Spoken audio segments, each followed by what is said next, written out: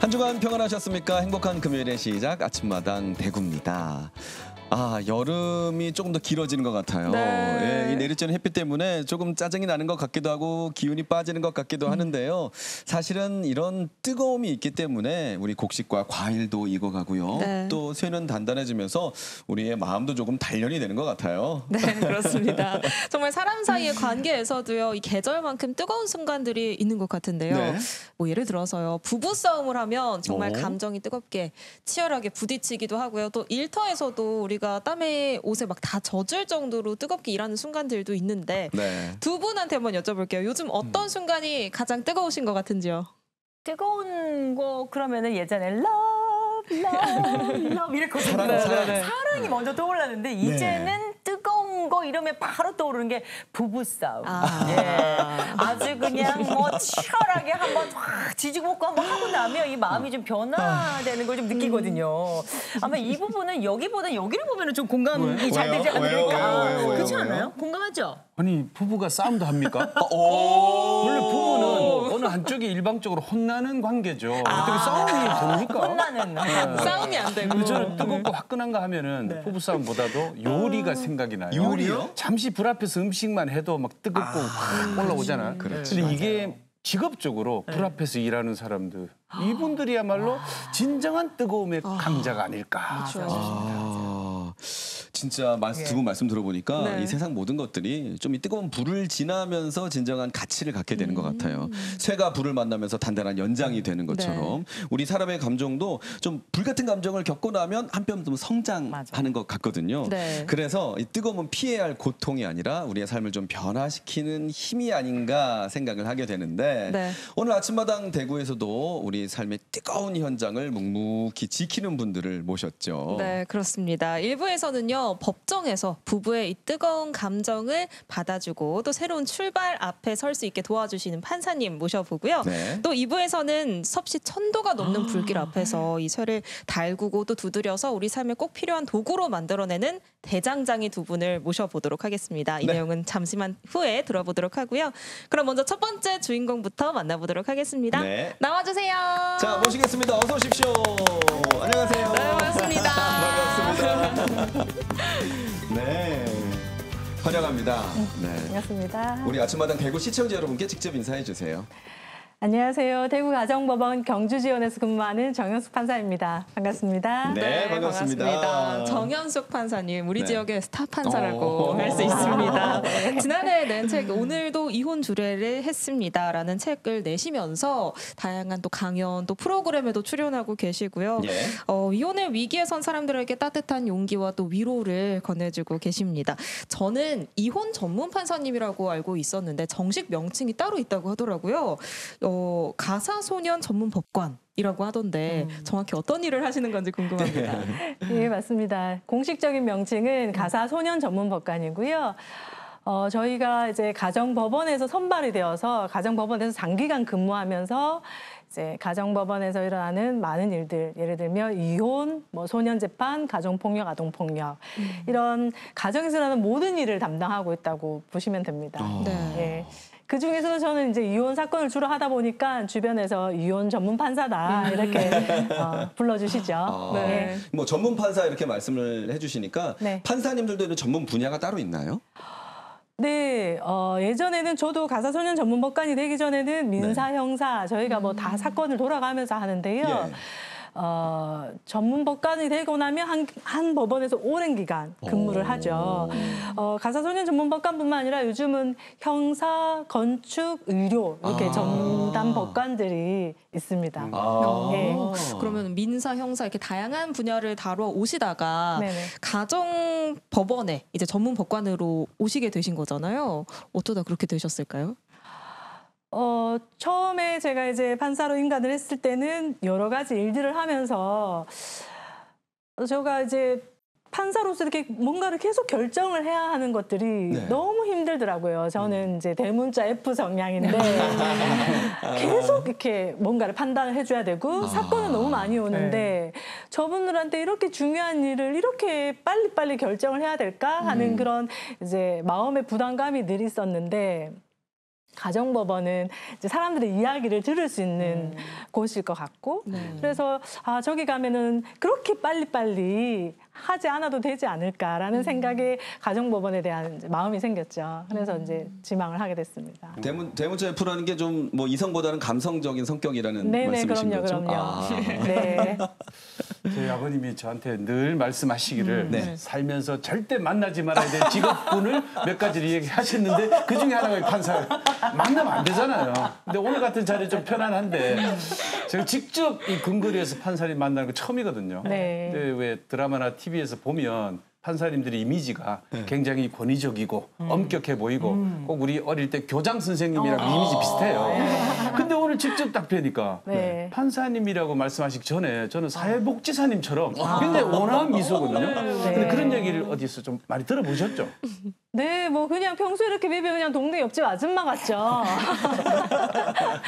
근데 이제 아무래도 일이 주는 그런 무거움과 법복을 입으면 저도 좀 아까 성향이 되게 감성적인 이런 성향임에도 불구하고 이제 법복을 입게 되면 그 법복의 무거움 때문인지 이제 얼굴에 좀 미소도 가리고 말도 좀 무겁게 하고 그런 이미지들이 이제 드라마나 영화에서 부각이 되는 것 같습니다. 근데 실제로 제 주변의 동료들을 봐도 다들 되게 온화하고 그러시죠. 그래서 그 나타나는 모습과는 달리 그 이면은 참 온화하고 이렇게 따뜻한 분들이 많습니다.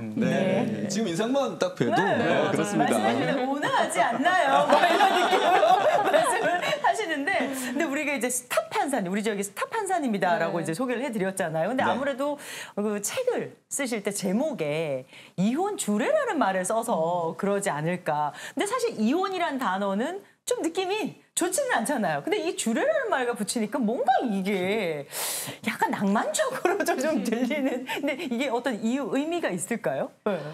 그 이혼 주례라는 말은 가정법원 판사들 사이에서 쓰는 은어입니다.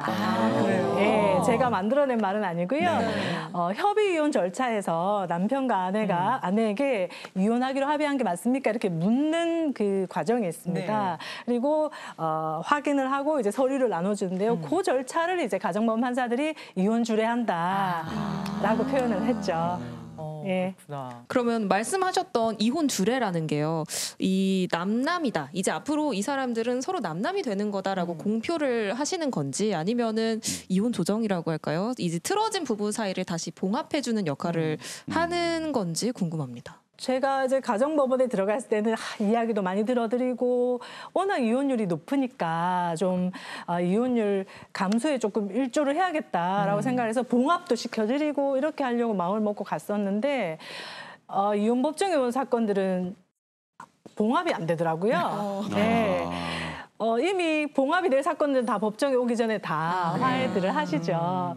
그러면서 이제 이혼 법정 이혼 사건들을 보면서 조금 그러면 어떻게 잘 헤어지게 도와드려야 되겠다. 어린 자녀들이 있는 경우에도 그렇고 그런 것들을 이제 말씀을 나누다 보면서 꼭 내가 이혼식에서 이혼 주례를 하고 있구나 이런 느낌들이 들었어요.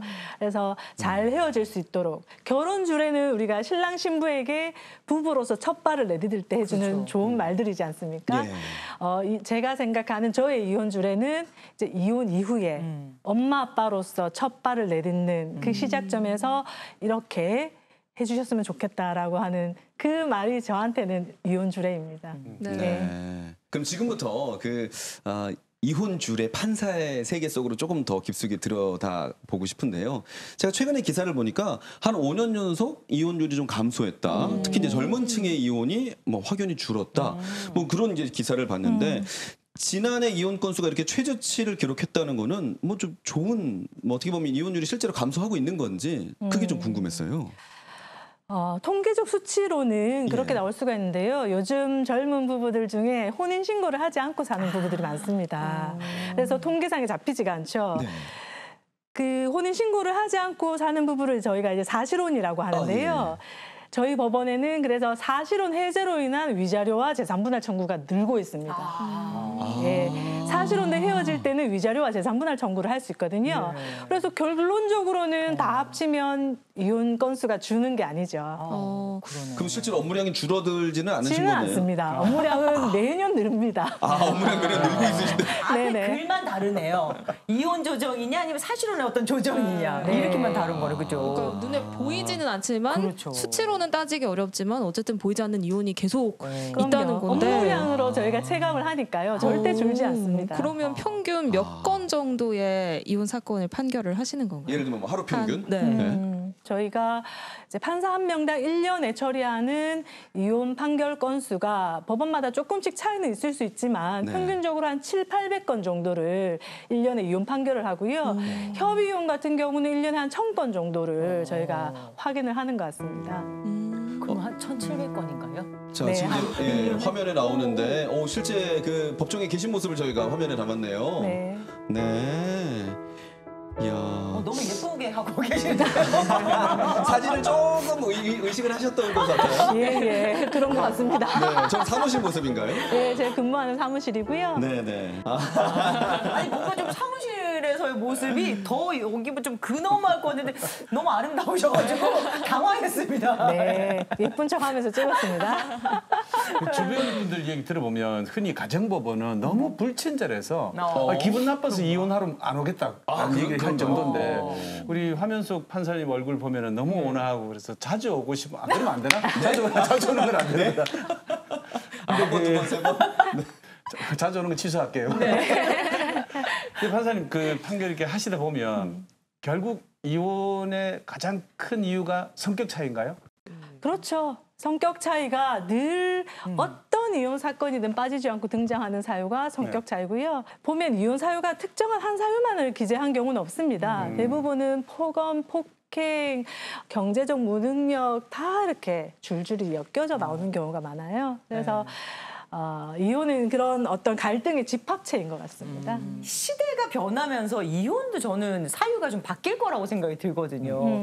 요즘 이 이혼 사유는 뭐가 좀 많아요? 그러니까 시대별로 좀 다르지 않을까요? 네. 약간 어떤 분위기가 바뀐 것이 요즘 아주 많은 사건들이 황혼이혼과 신혼이혼입니다. 예전에는 없었잖아요. 그런 게. 예전에는 사실은 황혼이혼 같은 경우는 아이고 뭐 그 연세에 이때까지 참고 살았는데 그냥 살지 네. 이랬던 분위기였다면은 지금은 내가 당장 내일 죽어도 자유롭게 나 혼자 살고 싶다. 이렇게 말씀을 하세요. 제가 했던 사건 중에 제일 연세가 많으셨던 사건이 남편이 86세, 아내가 82세셨거든요.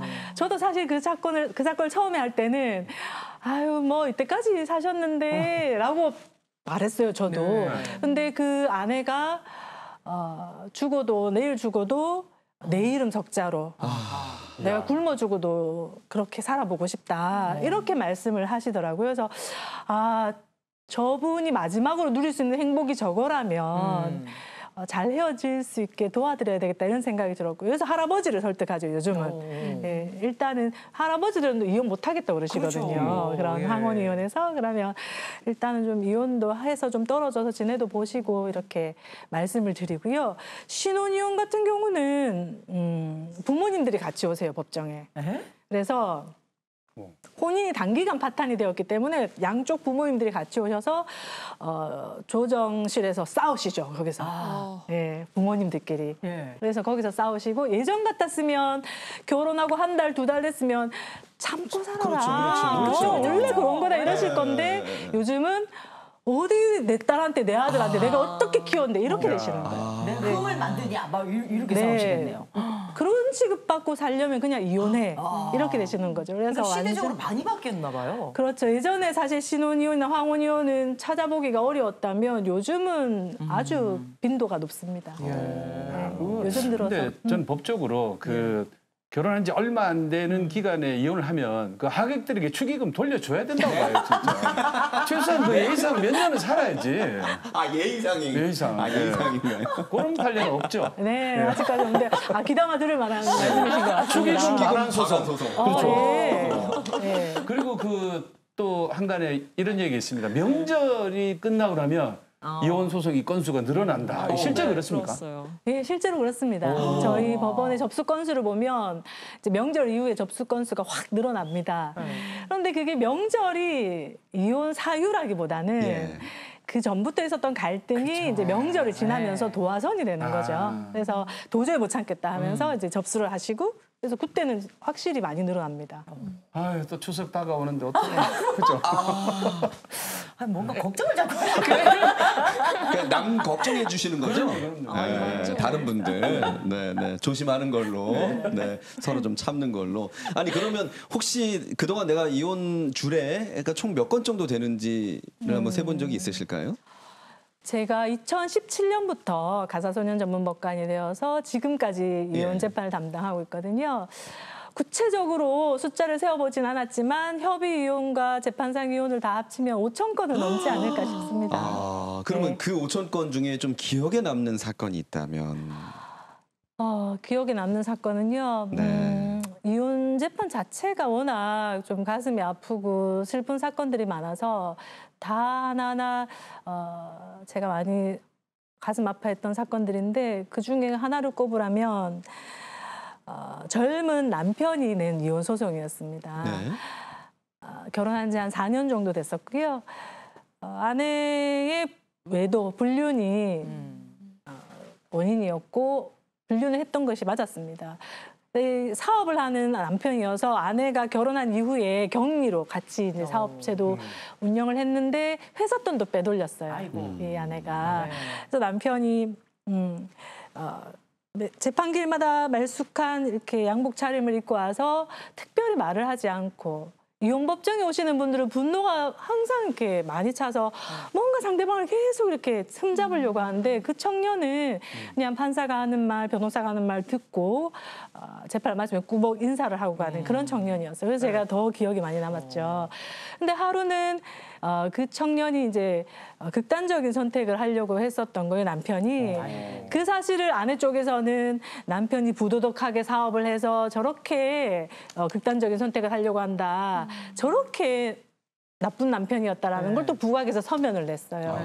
그 서면을 본 남편이 법정에 나와서 그날따라 너무 울분에 차서 저한테 뭔가를 이야기를 하고 싶어 하시더라고요. 근데 저희가 워낙 사건이 많다 보니까 재판 진행 중에는 한 사건에 3분 이상을 시간을 시간을 들이기가 어렵거든요. 그런데 사건의 경위에 비춰봐서 그렇게 진행하면 안 될 것 같아서 좀 그 사건에서는 제가 그 남편이 제가 그렇게 세상을 등지려고 했던 이유는 그렇게 믿고 사랑했던 아내의 배신 때문인데 이렇게 말도 안 되는 서면으로 날 또다시 모욕을 한다.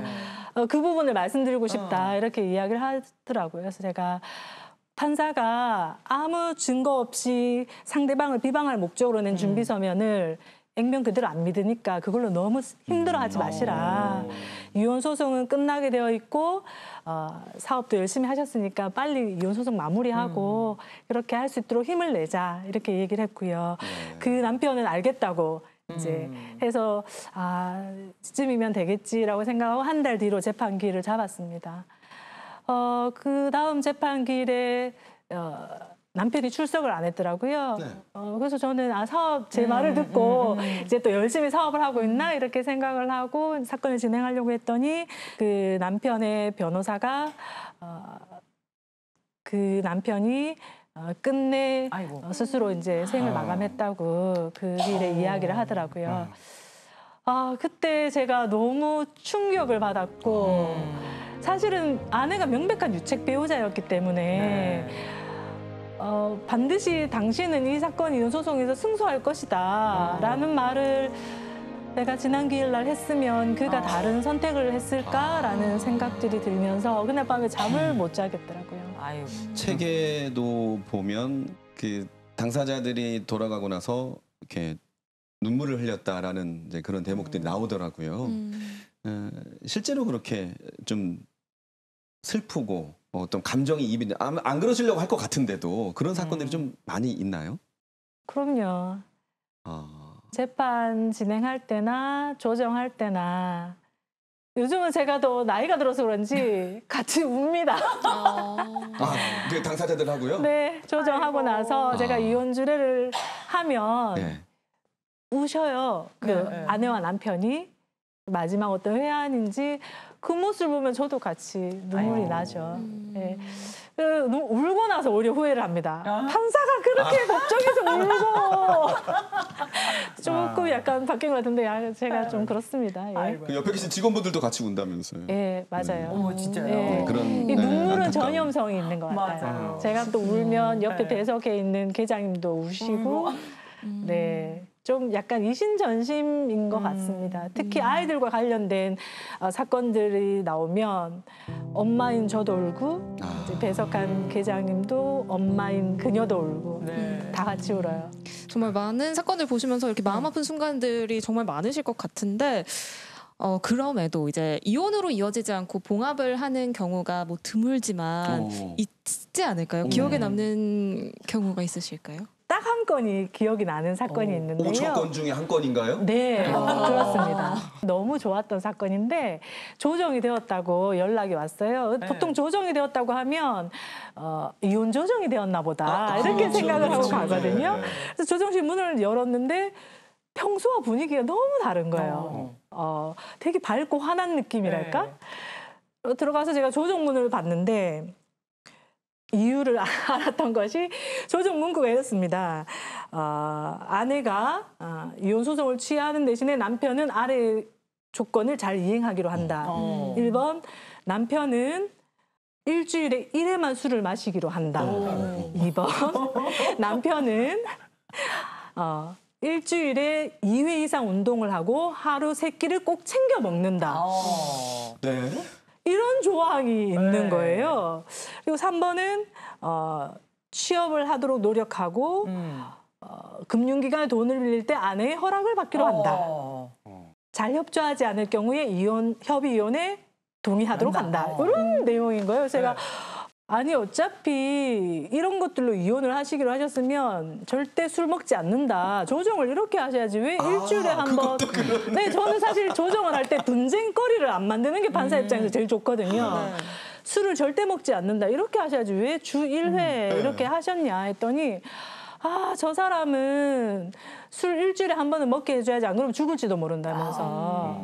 그러면은 요즘 다 삼식이 남편 싫다고 난리인데 뭐 삼시세끼 먹도록 하는데 이거는 뭡니까? 이렇게 했더니 저 사람은 밥은 안 먹고 몸에 안 좋은 것만 먹고 운동도 안 하고 해서 성인병 걸려서 빨리 죽을까 봐 제가 넣었습니다. 사랑하시는구나. 많이 사랑하네, 많이. 진짜 찐사랑인데요? 제가 봤을 때는 약간 충격요법 아니에요? 맞습니다. 남편한테. 마지막 충격요법이었던 거예요. 제가 남편한테 얘기했죠. 전생에 나라를 구하신 것 같다. 제가 법원에 지금 이혼 소송 담당한 지 지금 5년째인데 이런 조정 문구 한 번도 본 적이 없다. 정말 아내한테 잘하셔야 되겠다. 네. 거기서 이제 손잡고 포옹하시고 이혼 법정에 그런 사건만 있으면 정말 이혼 전문 판사 할 만할 것 같습니다. 이 방송 나가고 또 그 충격요법으로 함부로 이렇게 쓰시면 안 되는 거 아닙니까? 안 되는 거죠? 써야 되겠어. 그런데 제가 봤을 때 그 소장을 넣었다가 금방 취하시는 분들이 계세요. 네. 충격요법이 아닐까 싶어요. 소장 넣는 것만으로도. 소장 많이 넣었어? 쓰시나 봐요. 네네. 소장 받으면 충격을 받으시죠. 그렇죠. 그럼 제가 왜 취할까라고 의문이었는데 지금 생각해보면 아마 그러신 분들 소취하시는 게 아닐까. 자, 지금부터 우리 판사 정현숙이 아니라 이제 개인 정현숙님에 대해서 좀 질문을 드리려고 합니다. 네. 좀 이색 경력의 판사님이신 게요. 그러니까 법학 전공을 하신 게 아니더라고요. 네. 국문학 전공 맞으시나요? 네, 맞습니다. 그럼 원래부터 꿈이 법조인은 아니셨어요? 네, 그렇죠. 저는 어릴 적부터 책 읽고 글 쓰는 것을 워낙 좋아해서요. 작가가 되고 싶었습니다. 그래서 꿈을 찾아서 국문학과에 들어갔는데 네. 제가 생각했던 방향하고 그 국문학과의 공부가 조금 방향이 달랐던 것 같아요. 그래서 크게 이제 흥미를 못 찾고 있던 중에 그러면 어떤 게 조금 재미있을까라고 생각하다가 우연히 이제 법학을 부전공을 하게 되었습니다. 네. 법학을 부전공을 해보니까 공부를 해보니까 너무 재밌는 거예요. 너무 재밌으니까 또 재밌으면 열심히 하게 되잖아요. 열심히 공부를 하고 했더니 이제 중간고사, 기말고사 그 법학생들보다 더 시험을 잘 치게 된 겁니다. 그래서 법학과 교수님이 그 법학생들한테 국문과 학생도 이렇게 공부 열심히 하고 잘하는데 너네는 뭐냐 하는 소리 하시고 저를 부르셔서 공부를 한번 해보는 게 어떻냐라고 이제 말씀을 해주셨죠. 그래서 겁도 없이 네, 고시 공부를 시작하게 됐죠. 네. 그러다가 이제 이렇게 판사까지 되었습니다. 교수님이 칭찬하실만 합니다. 진짜 보는 눈이 있으셨네요. 예. 근데 어쨌든 국문학을 전공을 하셔서 돌고 돌고 돌아서 작가가 되셨잖아요. 예, 오늘도 이혼주례를 했습니다라는 책을 내셨는데 이게 어떤 책인지가 진짜 궁금하더라고요. 제가 이제 판사가 처음에 됐을 때는 너무 결정하는 것도 힘들고 기록을 늘 봐야 되고 판결문을 늘 써야 되니까 사실은 책을 읽고 글을 쓰는 것 자체를 거의 못했었거든요. 근데 가사 전문 법관이 되어서 가정법원에 갔더니 그들의 인생을 듣고 글을 안 쓸 수가 없더라고요. 너무 슬프고 가슴 아프고 분노에 차오르고 이걸 어디 제가 딴 데 풀 데가 없으니까요. 그래서 그것을 일기를 썼습니다. 그때 다시 이제 일기를 쓰기 시작하고 그렇게 이제 쭉 일기를 쓰다 보니까 이게 한 5년, 6년 지나니까 분량이 어느 정도 되었어요. 그래서 이걸 좀 의미 있게 어떻게 할 수 있는 방법이 없을까 하다가 좋은 기회가 되어서 이제 책을 출판하게 되었죠. 그래서 지금 출판 그 북토크 네네. 화면이죠? 네. 네, 저 책이고요. 네. 많은 분들이 오셔서 다르시네요. 또 네. 학생 때인가요? 네네, 대학생 시절입니다. 국문학도일 때. 네네. 어우. 작가를 꿈꿨던 소녀에서 그렇죠, 네, 그렇죠. 이제 판사님으로. 판사님에서 또 멋있으십니다. 작가님으로. 네, 요즘에는 사실 드라마나 영화에 이런 법 관련된 거나 의학 이런 쪽에서 전문직 분들이 드라마 집필에도 참여를 많이 하시더라고요. 맞아요. 사실 고증에도 필요하다 보니까 맞아요. 혹시 판사님도 네. 앞으로 이런 집필 과정에 참여하실 의향이 있으실까요? 아니면 실제로 뭐 드라마 시나리오를 한번 써보신다든지. 너무 좋을 것 같은데요. 네, 기회가 된다면 그러려면 물론 또 공부를 조금 해야 되겠지만 네. 너무 좋을 것 같습니다. 제가 원래 꿈꾸었던 삶이 작가로서의 그쵸. 삶을 실현할 수 있는 거니까요. 그럼 네. 그 드라마는 KBS와 함께. 저야 뭐 좋습니다. 섭외를 벌써 하셨네요. 제가 영광입니다. 네. 좋은 시나리오는 선점해야 돼요. 맞습니다. 네. 법정 드라마 또 인기가 많잖아요. 네. 그러니까 이 작가님의 그 실력으로 법조인으로서의 그 전문 지식으로 하면은 대박 날 것 같은. 저 본방 사수하겠습니다. 감사합니다. 근데 왜 직장인들 치고 이 주머니 속에 사직서 한번 안 품은 사람이 없다고 하는데 네. 결혼한 부부들도 살면서 한두 번쯤은 이혼을 꿈꾸고 결심한 적이 있다고 하는데 네. 저 솔직히 있습니다. 있는데 우리 판사님 혹시 그런 생각이나 결심해 보신 적 있으실까요? 당연하죠. 있습니다, 저도. 이혼 결심을요? 그럼요. 제가 이제 아이가 셋인데요. 네. 그 첫째, 둘째가 이제 18개월 터울입니다.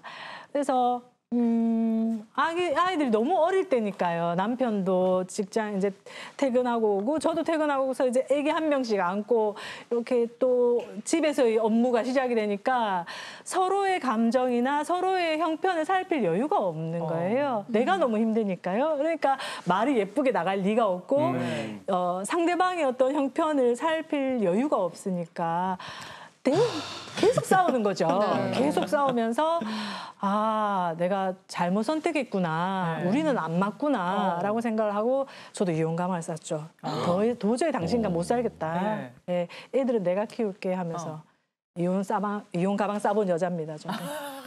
네. 직접 소장을 접수하진 않고. 네네. 그 단계까지는 안 나갔고요. 네. 충격요법은 아직 안 됐나 봐요. 네. 흔히들 우리가 판단력이 없어서 결혼을 하고 인내심이 없어서 이혼을 하고 기억력이 없어서 재혼을 한다는 말도 하고 결혼하기 전에는 두 눈을 번쩍 떠라 그리고 결혼을 하면 한 눈을 감아라 뭐 이런 얘기도 이제 이 격언들이 많은데 실제로 이제 우리 정윤석 판사님께서 보시기에 결혼을 앞두거나 또는 이혼을 앞두거나 아니면 이미 이혼을 한 분들을 위해서 좀 끝으로 남기고 싶은 조언이 있으시다면 뭐가 있을까요? 우리가 결혼을 할 때 범하는 우가 하나 있는 것 같습니다. 그것은 결혼을 하면 행복해질 것이다. 라고 생각하는 것 같아요. 그들은 결혼해서 행복하게 살았습니다. 이것은 사실은 드라마나 영화, 동화책에나 나오는 이야기죠. 사실은 그 이후 결혼한 이후부터는 서로가 서로를 생각하고 배려해야 하는 엄청난 노력의 시간들이 필요합니다. 신혼에 결혼 그 자체만으로 좋은 신혼의 시절은 정말 잠시고요. 네. 그 이후부터는 엄청난 노력으로 배려를 해야 되죠. 그런데 우리가 어떤 우를 범하냐 하면 결혼하기 전에는 상대방을 행복하게 해주려고 최선을 다합니다. 잘 보이고 싶어 하고 그리고 그의 단점을 애써 좋게 봐주려고 노력을 해요. 그런데 결혼을 했더니 그의 장점마저도 단점으로 보이고 맞아요. 예, 그 상대방을 행복하게 좋게 기분 좋게 해주려는 노력을 하지 않죠. 바꿔야 될 것 같습니다. 네. 그래서 결혼만 하면 그냥 행복해지는 부부가 그냥 행복해지는 경우는 결코 없거든요. 서로가 노력을 하고 부부 싸움이 또 있을 수 있죠. 그 갈등을 잘 해소하기 위한 노력들을 하시고 그렇게 좀 협력해서 살아가셨으면 좋겠고 그러기 위해서는 여러 가지 많은 것들이 요즘은 뭐 부부 상담이나 이런 것들도 많아서요. 그렇게 좀 협력해서 사셨으면 좋겠고 이혼을 고민하시고 있으신 분들께는 이혼을 고민하고 계시다는 것은 회복의 가능성도 있다는 거거든요. 네. 고민 안 하시는 분들은 이미 이혼 소장을 넣었습니다. 법원에 오셨고요. 그래서 그렇게 회복의 가능성이 있으신 분들은 사실 이혼 소송이라는 것이 생각하는 것보다 너무 힘이 듭니다.